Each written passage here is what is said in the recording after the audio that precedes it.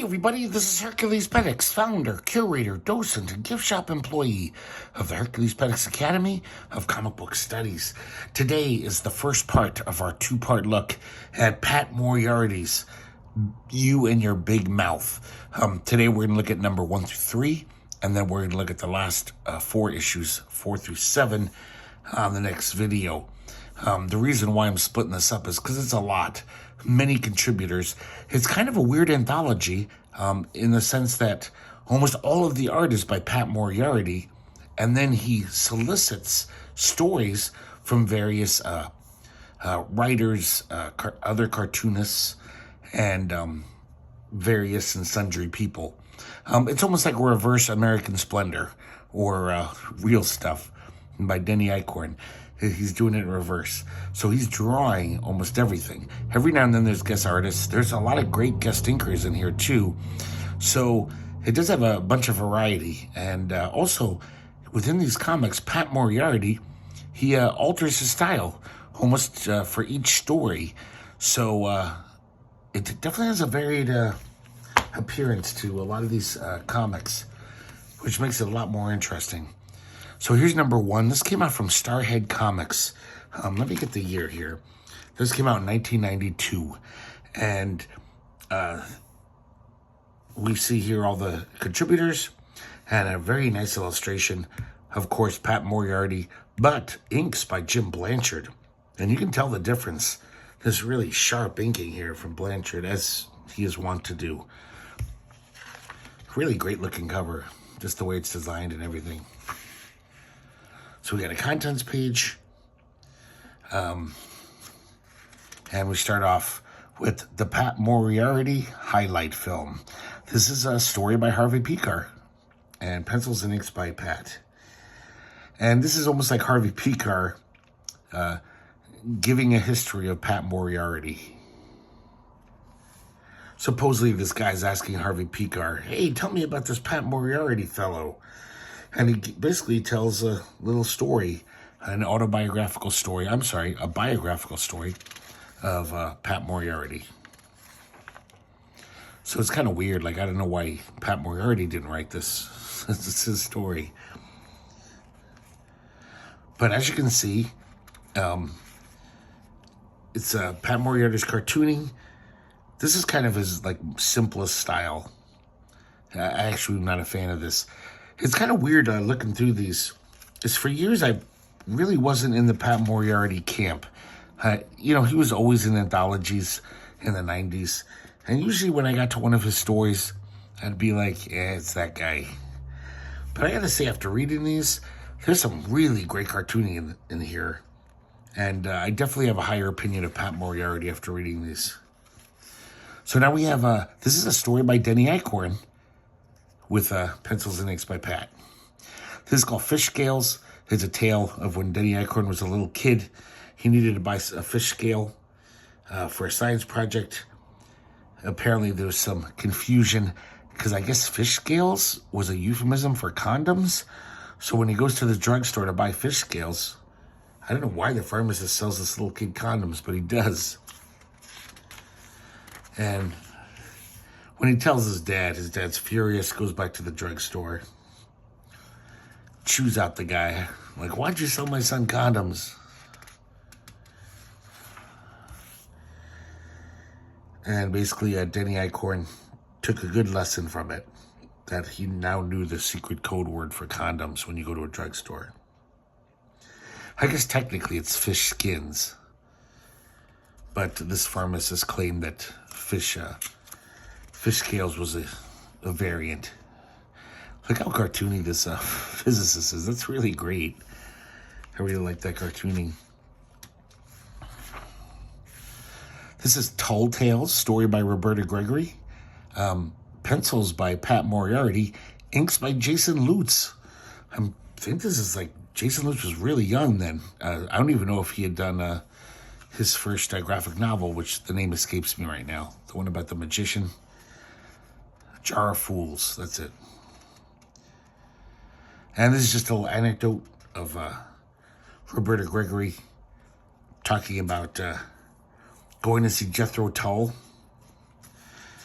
And it reminds her of the time her first graphic novel, all the boxes arrived at her house on a pallet the night after a Jethro Tull concert.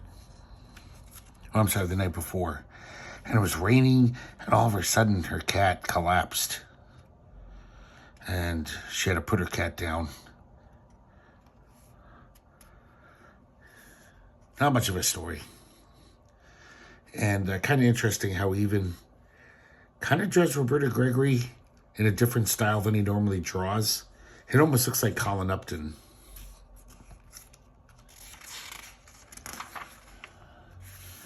True Nuke Puke story. And this is a guy named Doug Holverson. Name sounds kind of familiar, but I can't place the name. Apparently this guy used to work at a nuclear power plant.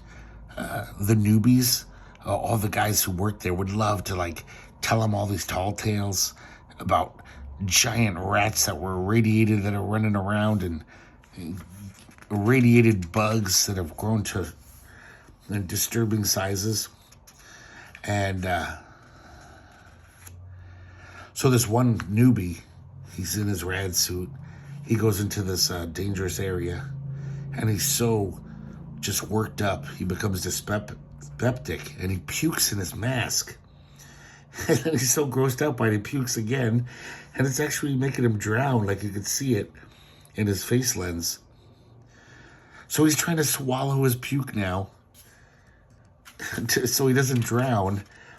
And of course, it's just a big, horrible mess. So just a really gnarly little true story. This is definitely the highlight, probably, of the series. This is R. Crumb writing the story, pencils and inks by Moriarty. It's called Dad, and it's about Robert Crumb's dad. And if you've read all of Robert Crumb's comics, or a lot of them, you kind of get a sense, or if you've read interviews with him, his dad was a military guy, kind of a typical American macho guy who kind of was full of disgust from his, wimpy, nerdy kids. But it's from his point of view. And it's a really fascinating character study. Just about, the typical frustrated American guy, kind of doing okay, has a house and kids, but he's never going to get ahead. He's just not that bright. All the other guys are sharper than him at his company. He keeps getting passed over. And then he's got this horrible wife who just constantly chops on him. And it's all his thoughts. Almost all of it is just him. His almost paranoid, well, I guess kind of paranoid, but mostly just kind of self-hating thoughts. And he kind of knows he's not that bright and he's never going to get ahead. It's really intense. And I'm kind of surprised R. Crumb didn't draw this comic himself. But maybe he just thought it wouldn't be fun. There wouldn't be enough big asses to draw or something. But I think Pat Moriarty does a great job. And I can't even put my finger on it, but it definitely looks like a different style. It doesn't look like he's drawing like Crumb, but it just has more of a feel of like weirdo era Crumb to me. It does, it's different than Pat Moriarty's regular work, even though it looks just like him. I can't put my finger on it, but it's a great story. Really good stuff. This one's called Hell of a Town. Story by Peter Cooper and pencils and inks by Moriarty. And this is just being on the subway and this crazy guy is ranting, which I used to have to take the L in Chicago at 3 in the morning, 4 in the morning, and I saw a lot of that. It was kind of entertaining sometimes.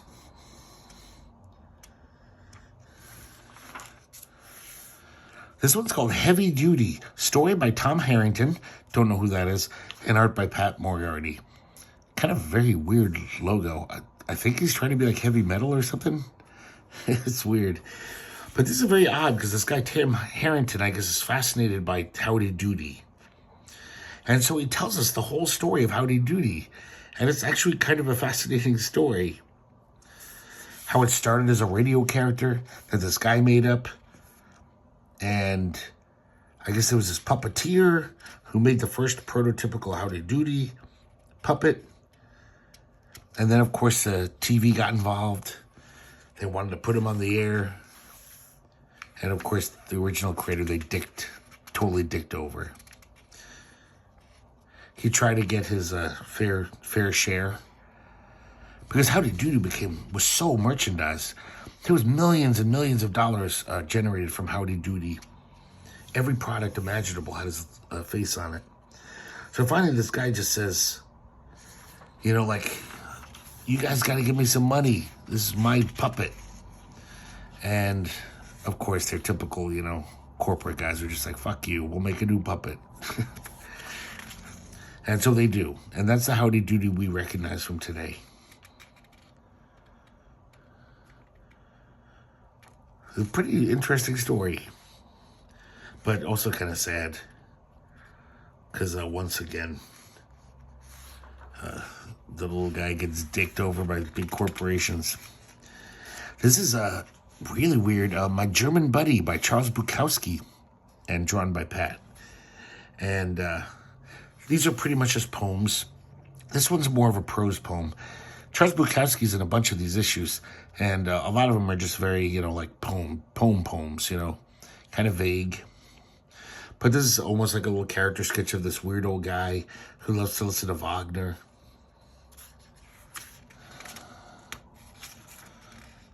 It's quite good, this poem. And Pat Moriarty, totally different style in this one. Almost, I see some like Tony Millionaire going on here.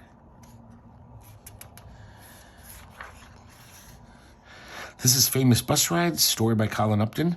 And this is art by Kelly Moriarty, his brother, Pat's brother. And it turns out he's a way better artist than Pat Moriarty. Look how good this art is. This guy's great.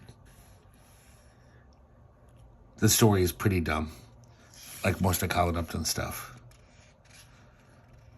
But, yeah, really sharp stuff. Next, we have Harry Scary, story by J.R. Williams, who we just looked at a few videos ago. Pencils by Pat Moriarty, inks by Jim Blanchard. And this is kind of almost slanderous, because I guess it's about how J.R. Williams met this woman named Helena. Actually, I'll get her name if she's in the next story. I probably can't pronounce it anyway. Harvelix? And she used to work at the Comics Journal. And apparently she was a real character. And she kind of comes on to J.R. Williams, kind of invites herself to come down from Seattle to Portland to visit him. And ends up staying at his place. And obviously she's definitely trying to get with him. But, you know, he senses this energy from her that is a little off-putting. So he basically finally is just like, okay, you get the sleeping bag and I'll sleep in the bed. Like, he doesn't want to. She's obviously saying like, oh, we should share the bed together.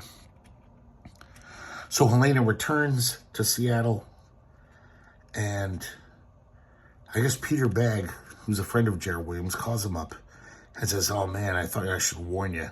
Helena cut off all of her hair and sent it to you in the mail. She does this. This is the kind of thing she does. So she sounds like it's just a really crazy person.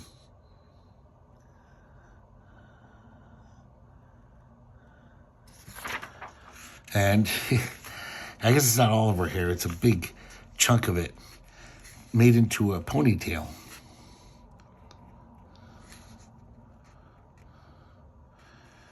And so he mailed it back to her. And basically wrote her a letter just saying like, hey, you're a great person, but, you know, I'm not looking for anything else, you know. And Pete Bagg calls him back. And JR says, whatever happened to Helena's hair? And Pete says, I asked her if I could have it, and she gave it to me. It's really pretty. Such a weird ending. So Pies for Men. This is a story by Helena Harvelix, the person who was just the subject of the previous story. Pencils by Pat Moriarity. Inks by Frank Young. And this is so odd. It totally matches up with the Helena we see in this story. It's just this weird little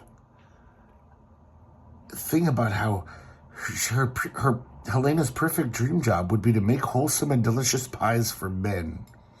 And the whole time there's this little mouse singing a song about pies under each panel.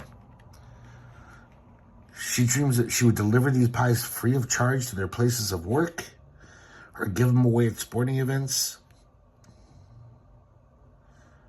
So weird. That's her dream. But only to men, apparently. So now we have Too Dumb to Die. And this is a story by Jim Woodring. Pat Moriarity, pencils and inks. And this is just a story of teenage debauchery. And these two teenage guys just getting really fucked up. Getting drunker and drunker. Okay, number 2. Another short, nice cover. I think this is Pat Moriarty solo, but we'll find out in a second. Let's see what they say. Oh, that was inked by R.L. Crabb. This drawing is by Moriarty and Blanchard. It's a nice drawing. Crazy robot. I like the faucet for his genitalia. So contents page, and now we start off with single moms and their children's sex education. Story, Karen Moriarty. Oh, which I'm pretty sure. Oh, I think this is his mother. Penciling by Pat, inks by Brother Kelly. And this is just a little cute anecdote of when the kids were little, how one of them started talking about boners. The mother didn't even know the term. She's like, what are you talking about? Like a mistake? And he's like, no, like when your wee-wee gets hard. And she was like, what? I've never heard of this. But it's amazing how much Kelly's inks really change Pat Moriarty's art. It makes it way more, I don't know, maybe standard cartooning? I still like Kelly's art better, though, solo. It's not much of a gag. This is Gun Gag, story by Dennis Warden, pencils by Pat Moriarty, inks by Frank Young. And this is a young Dennis Warden, just a basic goofball. He saw a security guard in the bus. He pantomimed like he was reaching for the gun to amuse his friend. And some kid saw and said, that guy's going for your gun. And the security guard turns around. He was not amused. So basically, it's a little anecdote of being very, very embarrassed. Next, we have Work Farm Blues, story by R.L. Crabb, and cartoons by Pat Moriarty. And this is a story about back in like the early 70s. R.L. Crabb was caught with a small amount of weed. He thought he would just get probation, but he got sentenced to the work farm. Now, the work farm is just, it's hellish. You're in a swamp. And basically, the judge offered all of these guys who pleaded guilty, who are going to be sent to the work farm, you have a choice. $1,000 fine, some probation, or you go to the work farm for a year. So, as he's getting dragged away, R.L. Crabb tells his girlfriend, get that $1,000. I don't care how you have to get it, please. So he goes to the holdup, and basically there's only 3 of them that couldn't get the $1,000 bail or payoff. So they're the 3 losers who couldn't get the money, and they're shipped off to the work farm. They shave their heads. This is totally like Cool Hand Luke, this story. I found it kind of fascinating. And, you know, it's just very scary. But luckily, after the first few days, I guess the girlfriend came through with the money, and he's free. And he gets to go home. But just R.L. Crabb writes a really good story. Lots of really colorful characters and amusing stuff in here. Also, this looks a little different than Pat Moriarty normally. Maybe it's the Frank Young inks. This one's called Trippy Tales of Terror. And this is just a weird jam comic by Carol Sobosinski, Pat Moriarty, Kelly Moriarty, and I gotta check, sorry. Bob Crab, which I think is R.L. Crab. And this is just almost like a totally trippy, bizarro thing. Like almost like a dream narrative. Very strange. Kind of fun, though. Next, we have a story by David Collier. And penciled and inked by Moriarty. This is called Fuzzy Hair. And this is about when David Collier, pretty sure it's an autobiography story. And it's just about when he was younger. He worked in a bar.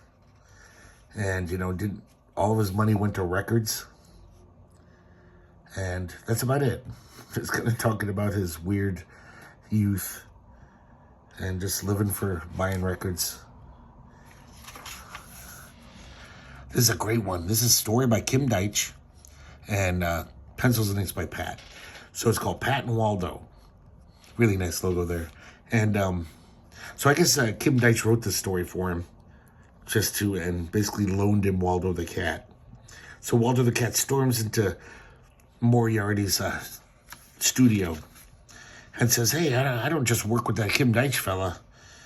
And I got a story that's, too good for him. He rejected it.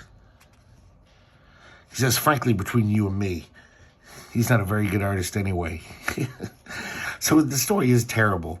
Here's the gist of it. There's a cybernetic, I'm going to say queer monster. He uses a much more offensive word. Jerking off of the New York reservoir. If it comes, every man, woman, and child in New York will get AIDS.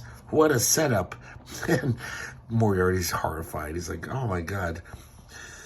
And so he has a giant robot that he pilots that I guess he's going to combat the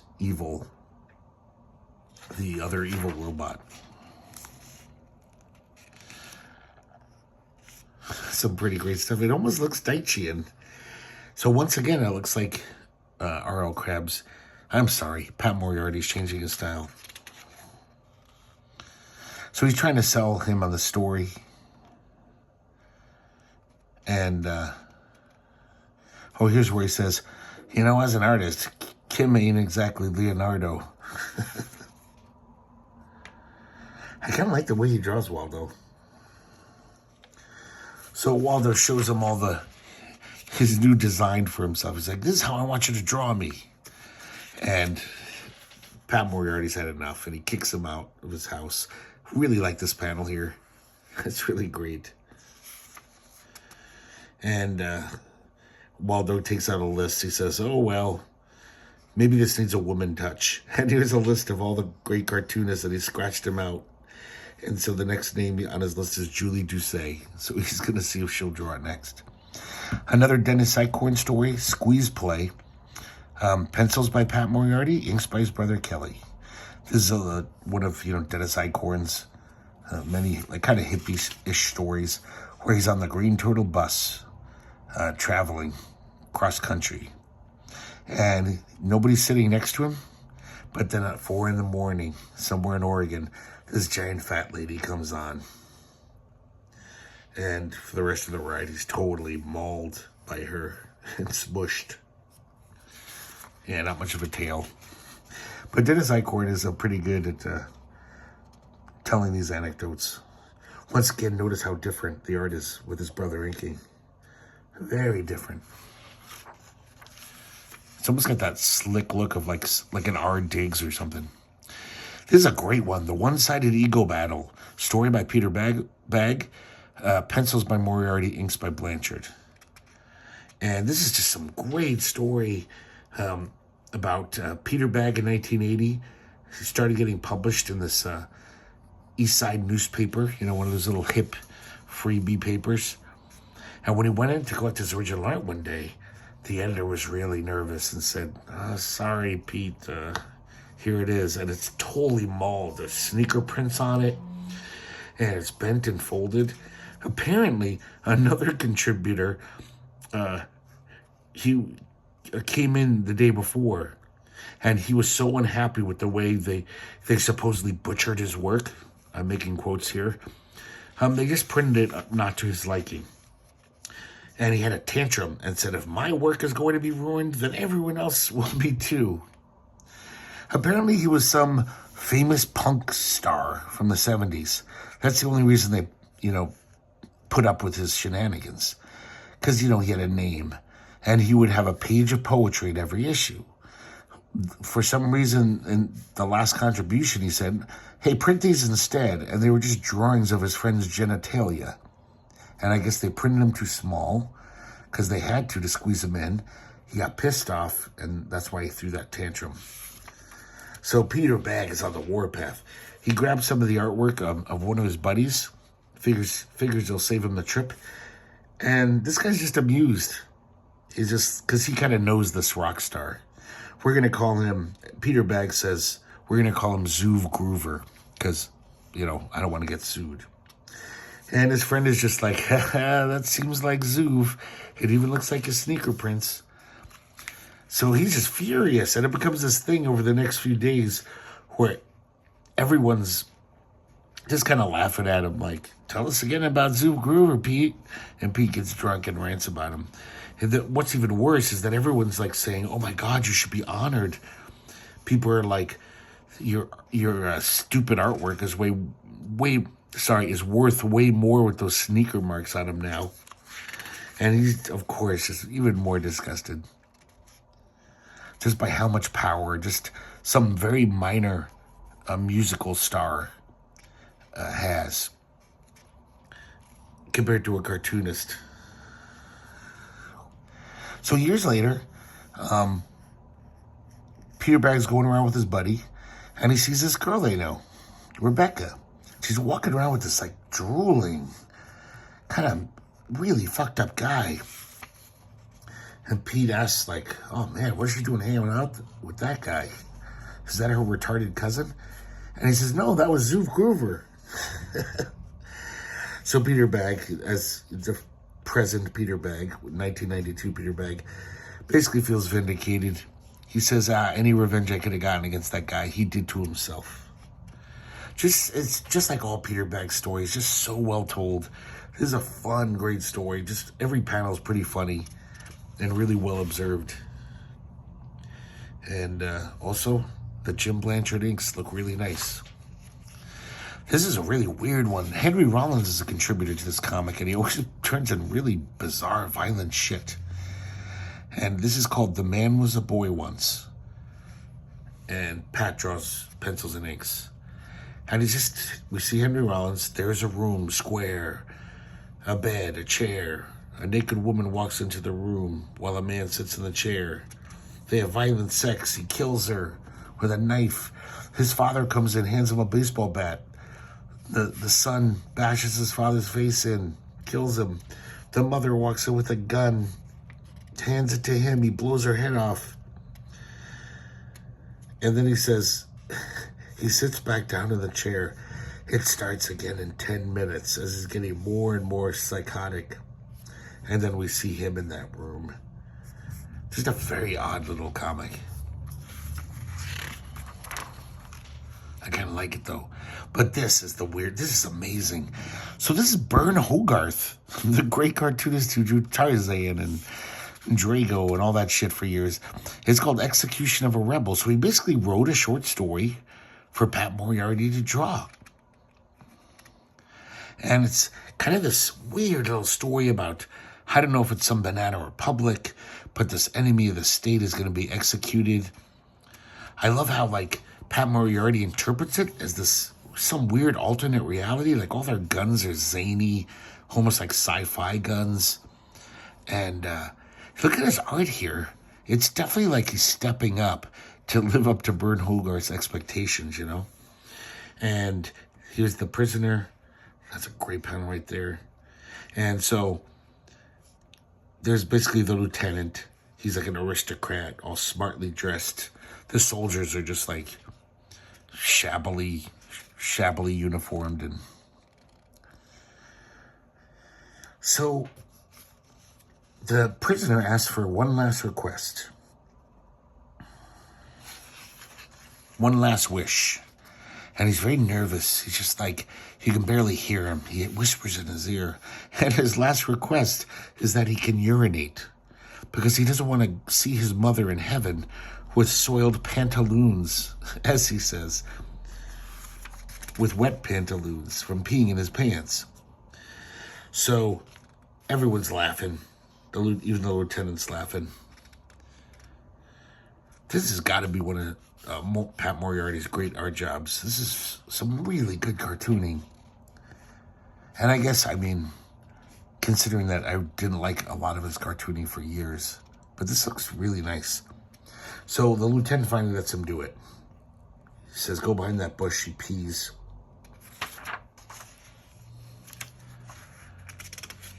And now he turns down the blindfold when they're about to kill him.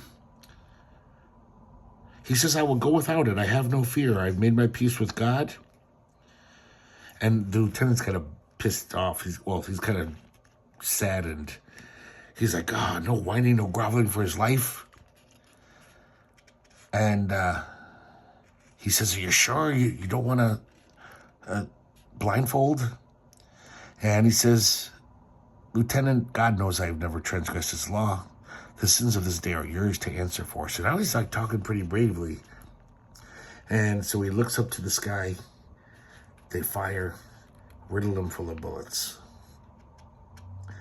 The lieutenant actually goes up to his pants and touches them, hoping that he peed in his pants, like he had a little residual urine, just to be a dick, like, because that would go against his last wishes. But it's just blood. At first he's happy, but then he's like, it's not pee, it's blood. But then the guy is actually still alive. And he just says, Mamma Mia.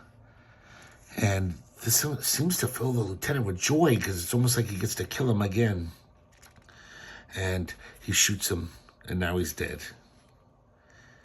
And as if an answer, a single tear slowly welled up in one of the eyes of the dead rebel. And that's the end. A very weird little story. Strange, because Burn Hogarth, as far as I know, hasn't written anything since those Tarzan graphic novels he made in the early to mid-'70s. And so very strange that he would write this story.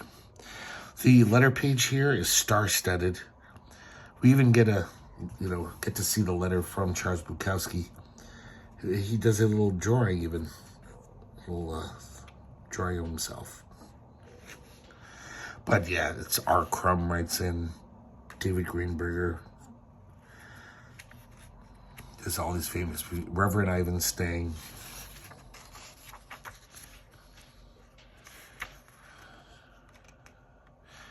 And now we have Waving Flag of Snot, another Bukowski poem. This is very kind of nonsensical. Gertrude shot the shit to the boys, and the boys listened. The skyscrapers danced like banshees with the hots. It's very strange, almost like some beatnik poem. Kind of fun, though. This one is just penciled and inked by Moriarty. And here we have David Greenberger of Duplex Planet fame. So there's even a letter from him where he says, hey, I just started a comic called Duplex Planet. How about I write you some stories, and you could draw some of my stories for my comic? And I guess this began a mutually beneficial relationship. This is a typical kind of Duplex Planet comic where they ask a question of these two old people. What's the worst thing that ever happened to your hair? And these two characters will actually become running characters. And I think they might be in Duplex Planet as well.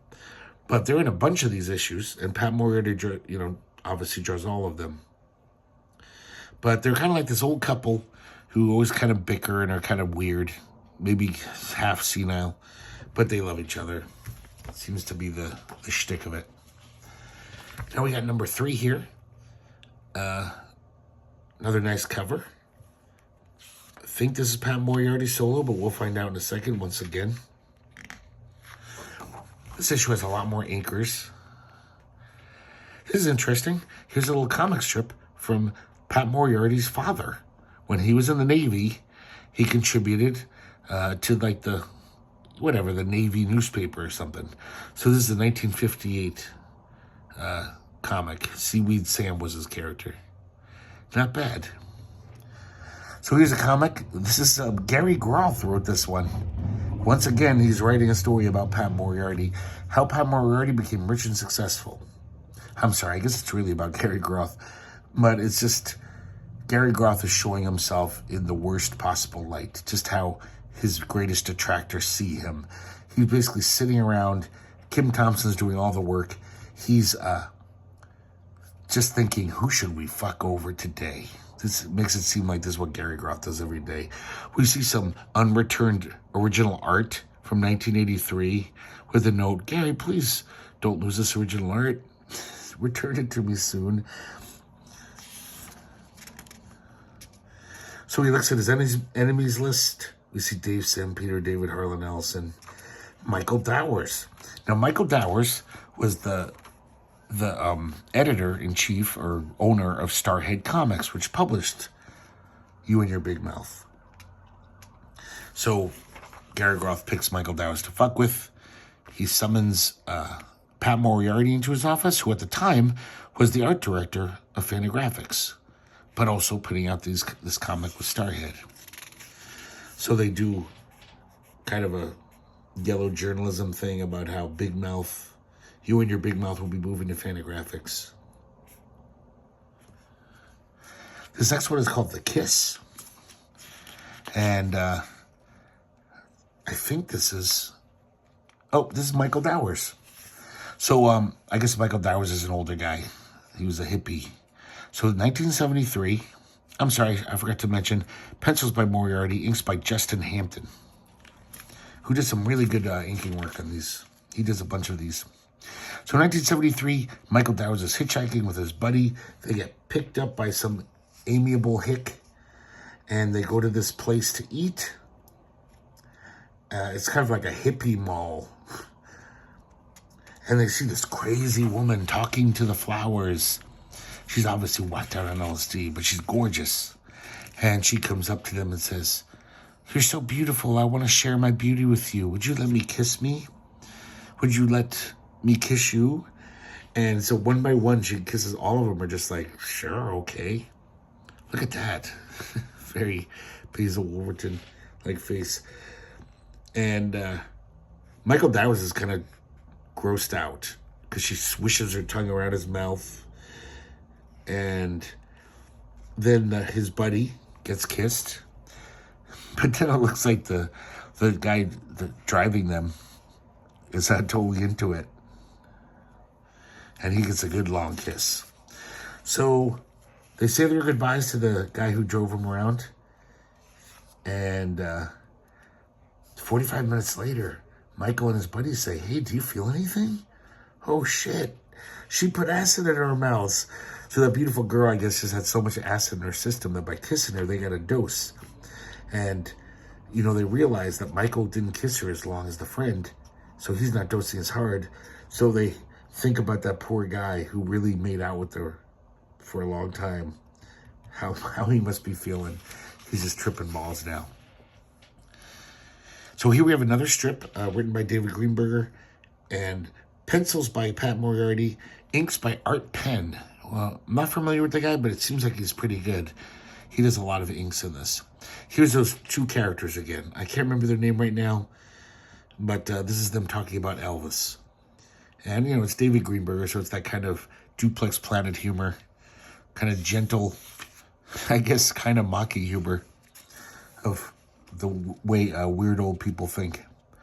So here's Steve Willis' story, Return of Morty the Dog. And we see Steve Willis is now given up cartooning. He's a good, solid American. And he keeps his lawn nice. He's very responsible. Now we see Morty the dog. And he's wondering whatever happened to Steve Willis, his creator. And he has all these really bizarre scenarios of what could have happened to him. But he goes to visit him. And Steve Willis isn't very happy to see him. He says, I see someone else is drawing you now. You look different. So they got other cartoonists to draw Morty. He's gone on to be like a Mickey Mouse type character. And then Steve Willis steps on him and squishes him. He says, even though I'm not drawing you, I'm still writing this story, and here's the surprise ending. Squishes him. Very odd ending here. Then smushed Morty squeezes himself through the door. I kind of like that image. Very odd. He kind of wiggles to this typewriter, and where he sits down to make a script for Pat Moriarty, he says. Here's a weird story by Teller, from Penn and Teller. And pencils by Moriarty, inks by Penn again. And this is just a story about how these workmen came by his mom's house. His mom has almost like a shrine to Penn and Teller. Not a shrine, but, you know, like it's almost like an unofficial museum because she's proud of her son. And the repairman wouldn't believe that it's her son for a while. And then when he finally realized, oh, it is her son, he just couldn't get over it.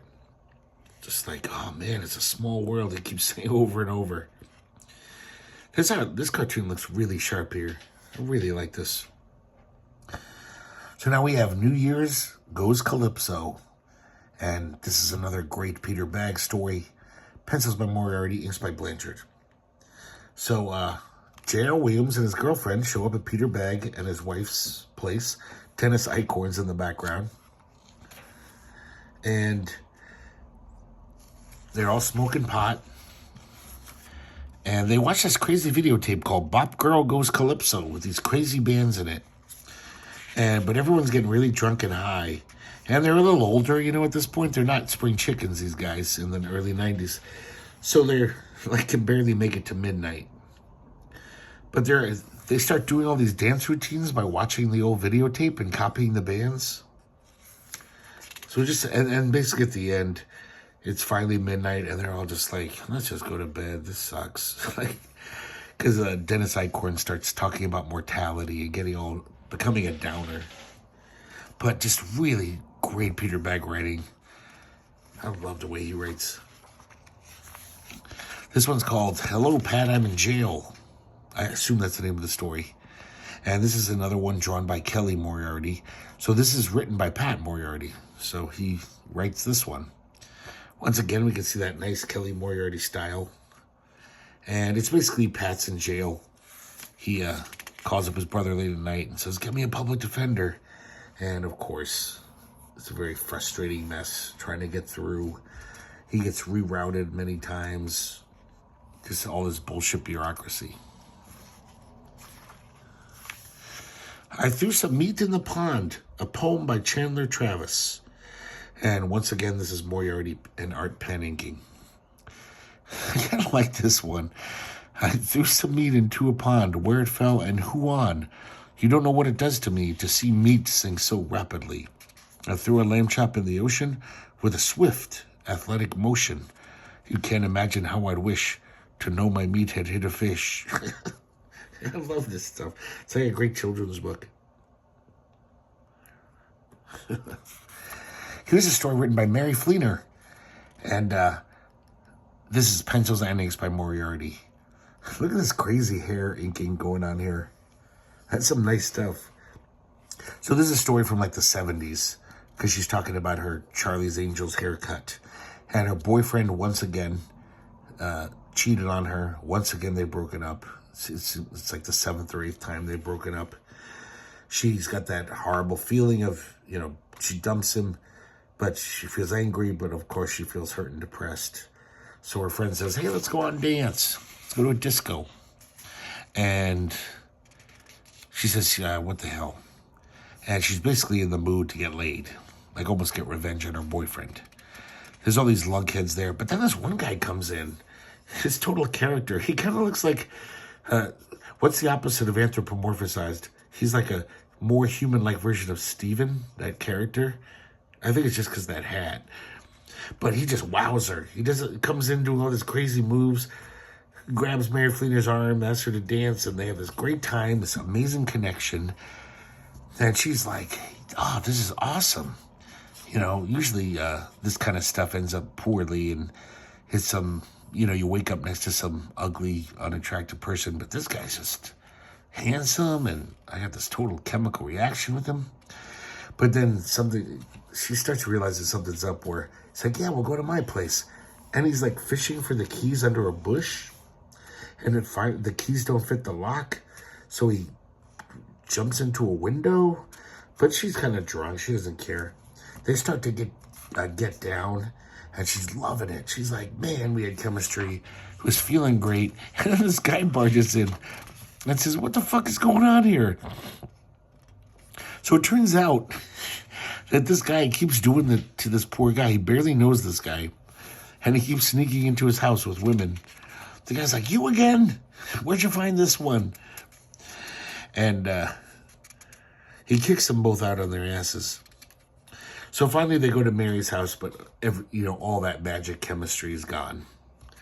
And they do have sex, though. But Mary Fleener says it's terrible. She just can't wait for him to be done. And then the next morning, she's basically just like drives him back to that house. Says, get out of here. And she's very still angry at him. And he's just like, I think I'm falling in love with you. Which makes her angrier. And then she goes to work. And she's late for work. Because they were basically fucking all night. And he keeps calling the office as the days go on. Somehow he got her number. But luckily, eventually it just becomes a fun anecdote. And she tells everyone what happened and everyone laughs. And then a week later, her boyfriend returns. He heard what happened. They get back together for about a week. This is another very different looking one because the inks are by Justin Hampton on this. Now this is another Henry Rollins one, another incredibly violent one, where he's basically at the Big Mouth submissions desk. And he says, I have this story where a man goes to a television station waiting for Geraldo Rivera to come out. And then he pulls out a length of pipe and murders him in cold blood, bashes Geraldo Rivera's head in, and kicks him to death. And he says, what do you think?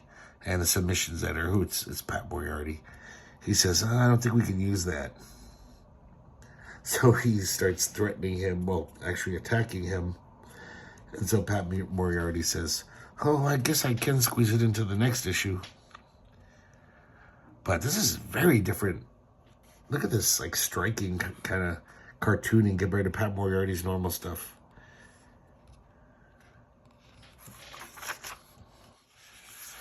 Big Mouth contribution by Adam Parfrey, the Apocalypse Culture guy. And Pat Moriarty draws this. And look at the style here. This is so different. It actually looks really good. This is basically just a dream comic. A very weird, bizarre dream. But it continues here. I love this image. Well, someone even writes into the letter page next issue and says, I'm thinking about getting this as a tattoo. And I think I would too. So just a total dream comic, but great imagery. Really good stuff. This is one of my favorite Moriarty strips. And it looks like he inked it himself. Let me see if there's a credits here. I think he does, because there's no other name listed. Nice stuff. Always reminds me of James Warhola. I don't know if you remember that guy. He did lots of fanzine stuff in science fiction magazines, but look at all these lines. And I guess Ron Wilbur kind of drew like that too when he was younger. And Don Rosa when he was a fanzine guy. I really like the cartooning in this, obviously, because it's a Popeye pastiche. It's called Fuck or Fight. Story by Eugene Robinson. And the inks here could make the difference. It's R.L. Flanky III. So it's just this guy, Eugene, talking about he used to be a bouncer. He's the one that looks like Popeye. Him and his buddy bouncer. They used to keep the peace of this bar. One night, he saw this guy, this Bluto-looking guy, ask a woman to dance. She turned him down, so he just punched her and said, "Fuck you, bitch." So, of course, the bouncers jump. I love this at this bar. The bouncers actually had lifeguard chairs so they could dive into action whenever they wanted. So they kicked the two guys out on their asses. But then one of them keeps like threatening, our narrator, basically saying, "Fuck you, man, fuck you." And finally, he can't take it anymore. The narrator goes outside. He's gonna take it outside, but the guy's brother hits him with a broken bottle, and they both start beating the shit out of him. This Eugene guy seems like a tough motherfucker, though, because he's, like, still fighting this guy's back, even though they keep hitting him in the head. And he's not, he's still in the fight. So then finally he realizes, I can't fight them both at once. I got to take one of them out, one at a time. So he basically throttles this guy until he's unconscious. Then he turns around to his brother and takes care of him. Really nice looking story. I guess this is how they got around the fact that, to get around copyright stuff, just by painting him black. I guess you couldn't say that it looks like Popeye. This next one is Foresight, a desert peach pit stop. And this is written by Donna Barr, the creator of Desert Peach. Pencils by Pat Moriarty, inks by Eric Reynolds. Very different style. Look at this crazy kind of caricature going on. So this just a little anecdote, a little gag, basically, from the Desert Peach. It's a World War II comic about Rommel's gay brother, the other Rommel. Speaking of different art styles, look at this. Night Sweats, A Dream of Joe Coleman. And this is inked by Gene Fama. And Gene Fama really slicks this stuff out.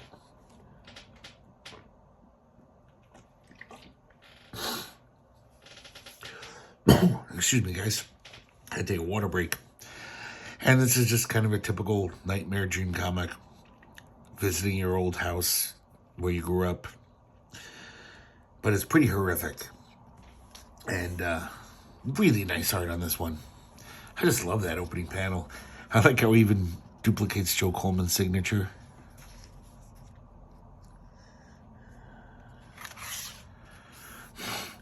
I Was Walking with Frank. Words by Barry Biggs. He used to do stuff for Fantagraphics, cartoonist, and penciled and ink by Moriarty. And there's a little poem about this guy walking with his dog. It's not much, but kind of nice cartooning. This is a weird one. This is just Pat Moriarty writing and drawing everything. So he's not doing the formula. It's just him explaining what film noir is, at least in his opinion. And I guess it's pretty right on, but pretty simple art compared to a lot of the stuff. And this is a beautifully drawn one, I think. Party. This is another Charles Bukowski poem. And the inks are by J.R. Williams. They make a good combination, Moriarty and Williams. There's a few in here where J.R. Williams inks them. And this is just a kind of a poem, you know. I guess it's a prose poem, though. Just talking about this party where nobody did anything outrageous or ugly or interesting. Everybody was nicely dull. Fireworks raged across the sky. Nobody looked up. I put the corkscrew to a new bottle of wine. All the animals were hiding. We see this pet under the sofa.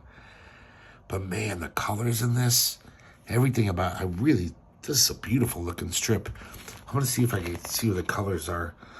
Actually, never mind. A great cartoonist colors one of the later back covers, but this isn't the one. It almost looks like Jim Woodring colored this, though. I should have looked that up, sorry. But that's it, guys, for the first 3 issues. I don't want this to be a 2-hour video. That's why I'm splitting it up. So, there you go. You and Your Big Mouth, number 1 through 3. Mostly by Pat Moriarty. Oh, I guess not. Tons of other people. But I hope you enjoyed looking at these. I was pleasantly surprised by how much I enjoyed these. I mean, I bought these years ago. Haven't looked at them since. But I definitely admire Pat Moriarty's work a lot more than I did as a younger man, when I wore a younger man's clothes, if you will. So I hope you liked looking at them too. And I hope to see you next time here at the Herculespetix Academy of Comic Book Studies.